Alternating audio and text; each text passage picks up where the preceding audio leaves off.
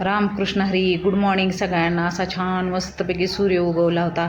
सकाळी सकाळी ठरवलं की कुडून आणलेली वाळवलेल्या हरभऱ्याच्या पानाची भाजी करायची. अशी जुन्या पद्धती बायका वाळवून ना, ज्यावेळेस भाजी नसेल त्यावेळेस करण्यासाठी मग मी वाळवून ठेवली होती. त्याला असं 2 चमचे बेसन लावून घेतलं, चोळून चांगलं लावून घेतलं. पहिल्या बायका म्हणजे आमच्या इकडं सातारा जिल्ह्यात तिकडला ज्वारीचं पीठ लावतात, इकडं बेसन पीठ लावतात. तेल तापवलं होतं, जिरे मोहरी चांगली तळून दिली, नंतर हिंग, हळद आणि ओबड धोबड कलबत्त्यातनं मी लसूण कुटून घेतला होता.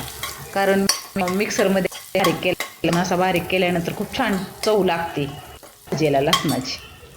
आणि 3 ते 4 मिरच्या घेता, जास्त तिखट नाही, तुम्हाला जशी चव तशी तुम्ही मिरच्या घेऊ शकता. मी मिडियमच तिखट केलं तर ते पण चांगलं परतून घेतलं खमंग. आणि डाळ, मुगाची डाळ भिजू घातली 1-5, ती पण चांगली परतून घेतली.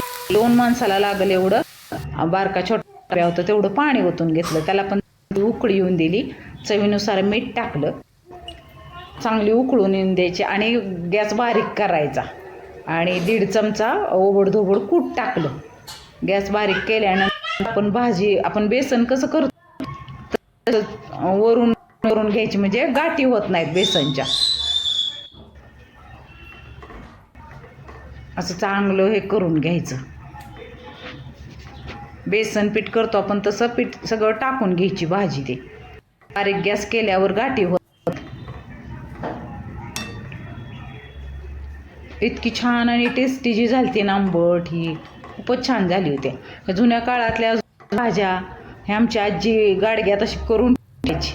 चांगली उकळी येऊन दिली, 5 ते 10 मिनिट शिजवून ठेवायला लागते, घट्ट होऊन लागते. आणि नसेल त्यावेळेस आमची आजी करायची, अशी घट्ट होऊन दिली, दिसत असत घट्ट. आणि नंतर काढून घेतली. इतकी छान होती ना, तुम्हाला वाटलं असं म्हणजे नसली असल्या करून खा. किती असते जुन्या पारंपरिक भाज्यांना होतं. मग भाजी सुंदर मस्त आणि टेस्टी, उन्हाळ्यात किंवा मध्ये आधी खायला ह्या भाज्या पण खूप छान. पण साठवून ठेवायला लागतात ना वाळवून.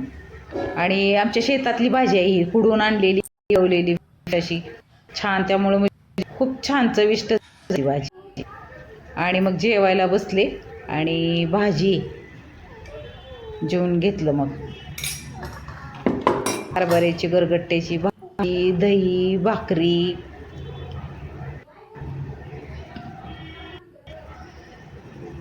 तुम्ही पण या जेवा. इतकी टेस्टी भाजी छान झाली होती.